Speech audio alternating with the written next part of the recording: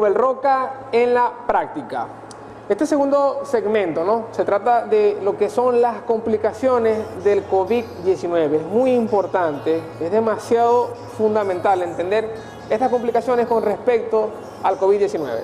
Fíjate lo siguiente, ¿no? Una vez que ya entendemos qué es el COVID-19, cuál es la presentación clínica, no debemos dejar de fundamentar lo que es el periodo de incubación, ¿ok? Y este periodo de incubación yo considero que es imprescindible para las personas que todavía desconocen del COVID-19, porque en base a este periodo de incubación nosotros podemos determinar cuando el paciente pueda manifestar lo que son los síntomas como la fiebre, el decaimiento o el dolor muscular. Fíjate lo siguiente, cuando hablamos del periodo de incubación nos estamos refiriendo específicamente desde el momento que infecta hasta que el paciente empieza a manifestar sintomatología. Cuando me refiero a sintomatología es que va a presentar estos síntomas cardinales como lo que es la fiebre, la tos y el decaimiento. Ahora bien, en cuanto a números específicos, el periodo de incubación se basa de 0 a 14 días. Es el periodo que el virus incuba en la persona susceptible o el humano sano como tal. Ahora bien, fíjate lo siguiente. Generalmente las personas que son infectadas por el coronavirus 2019, en el día cuarto o quinto es que van a presentar las manifestaciones, van a presentar estos síntomas que, bueno, generalmente yo creo que todos sabemos que es la fiebre, la tos, el decaimiento, hasta incluso, como signo infrecuente, la anosmia. Y ustedes dirán, ¿qué es la anosmia? Bueno, es la pérdida del gusto y del olfato, que yo creo que el 80% de esa cantidad de personas que presentan esta sintomatología experimentan lo que es el no sentir el gusto ni el olfato. Ahora bien, teniendo en cuenta esto, nosotros en cuanto a lo que es el conocimiento del COVID-19, tenemos que entender las complicaciones. ¿Por qué? Porque en cuanto una persona esté infectada y se encuentre en ese 2% de la pirámide que yo les expliqué, podemos tener en cuenta que ese paciente crítico, ese paciente con complicaciones severas, puede presentar algún tipo de infarto agudo al miocardio. Esa es una complicación que generalmente se está presentando donde tiene daño miocárdico. Quiere decir que el músculo que recubre el corazón está siendo dañado precisamente por unas complicaciones subyacentes a lo que es la patología de base. Otra complicación que se presenta en el COVID-19 son las arritmias cardíacas.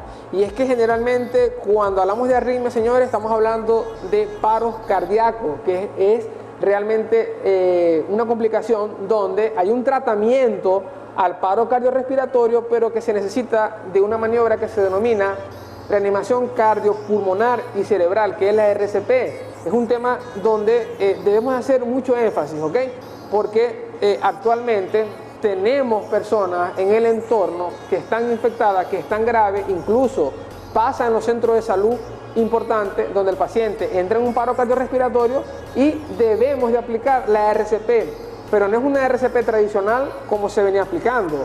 Hay que aplicarla con las medidas de bioseguridad, sobre todo cuando hablamos de que el paciente se encuentra en un hospital centinela. Y en esto quiero hacer énfasis. ¿Por qué les digo? Porque el área de emergencia es muy importante. Cuando hablamos de un paciente que entra en una arritmia, en este caso hablemos de las arritmias que son desfibrilables. Ejemplo, una fibrilación ventricular o una taquicardia supraventricular son arritmias que se pueden desfibrilar y que podemos recuperar nuevamente un ritmo acorde, pero que el corazón no bombea correctamente. En ese momento, clínicamente, el paciente que está con respiraciones agónicas, que se encuentra cianótico, que es una coloración azulada, o sea que le falta el oxígeno, necesita que ese corazón se bombee.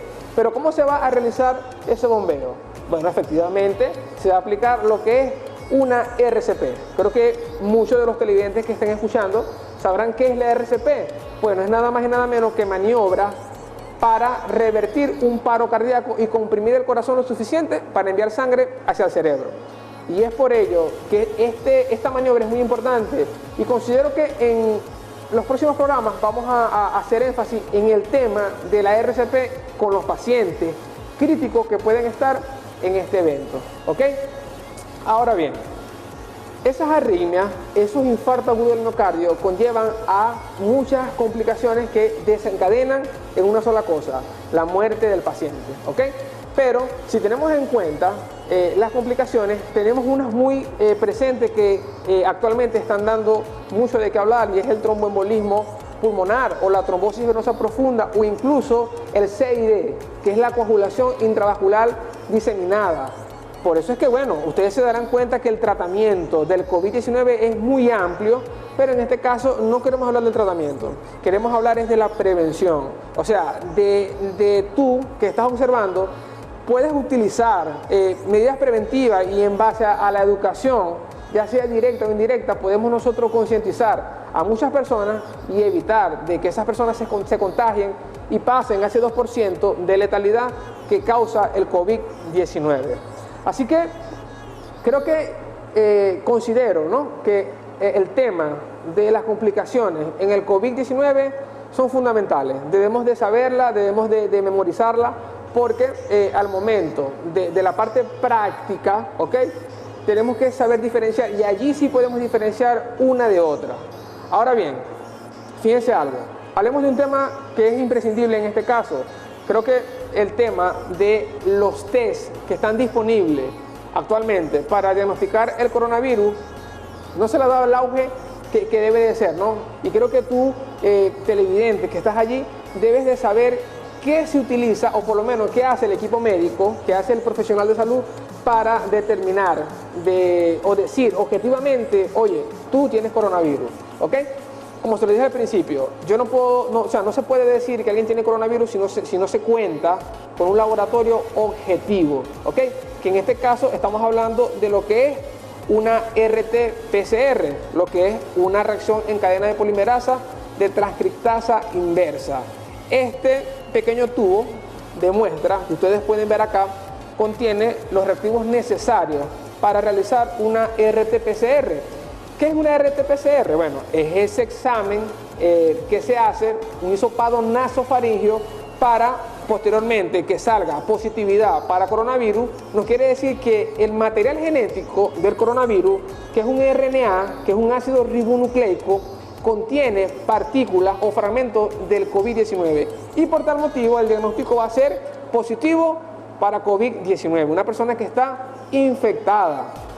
Ahora bien, este sería el método objetivo. Este sería el método objetivo para nosotros diagnosticar un paciente con una enfermedad por coronavirus 2019. Bien, tenemos pro y contra, ¿no? Uno de los contras que tenemos fundamentalmente es el procesamiento de estas muestras. ¿Por qué? Porque para procesar las muestras de PCR, bueno, se necesitan primero de un trabajo arduo desde quien toma la muestra, quien llena las planillas, quien procesa lo que es la recolecta de estas muestras para ser enviadas, en este caso nosotros, Santa Bárbara del Zulia, hacia la ciudad de Maracaibo. Ahora bien, fíjense algo, hablamos de la RT-PCR, que es la prueba molecular específica para decidir o para decir que tiene COVID-19 la persona. Ahora fíjense algo, esto que vamos a ver aquí es una muestra, una PCR rápida. Fíjate lo siguiente, cuando hablamos de una PCR rápida, estamos hablando de una prueba de diagnóstico rápida. Generalmente estas muestras se evidencian en cuanto a la serología. ¿Qué vamos a observar aquí? Y una muestra que tiene, bueno, rápido auge al momento del diagnóstico, o la impresión diagnóstica, mejor dicho. El paciente puede presentar una IgG, una IgM o una C de control. Yo quiero explicarles acá, a ver si la cámara de repente puede enfocar bien, esta es la forma correcta. Arriba tiene una C, la C significa control. Generalmente cuando sale una raya rojita, allí hablamos de que el paciente tiene negatividad para la prueba rápida. Pero si sale la C con la rayita roja y sale en una de las dos, ya sea en inmunoglobulina G o inmunoglobulina M, hay positividad. Es allí donde viene la interpretación de esto. Si tenemos un paciente con una IgM positiva, quiere decir que el paciente se encuentra en una fase activa.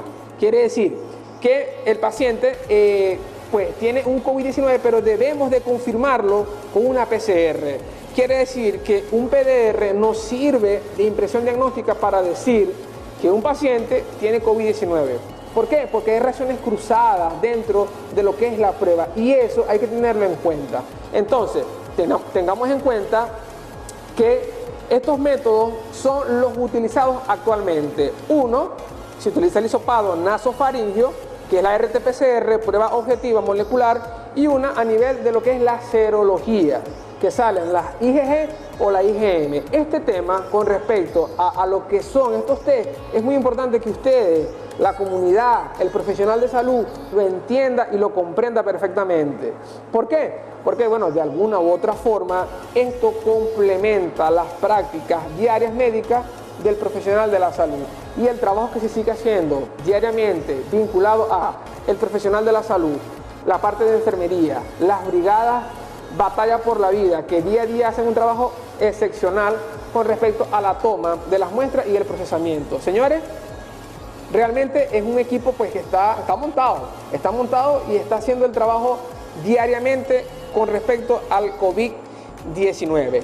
Entonces, al nosotros entender y abordar todo este tema de la nueva normalidad del COVID-19 como enfermedad endémica, señores, tenemos que estar muy atentos, mucha educación continua, mucha docencia, mucha concientización, porque es fundamental en estos tiempos, evidentemente, es la herramienta que tenemos a la mano.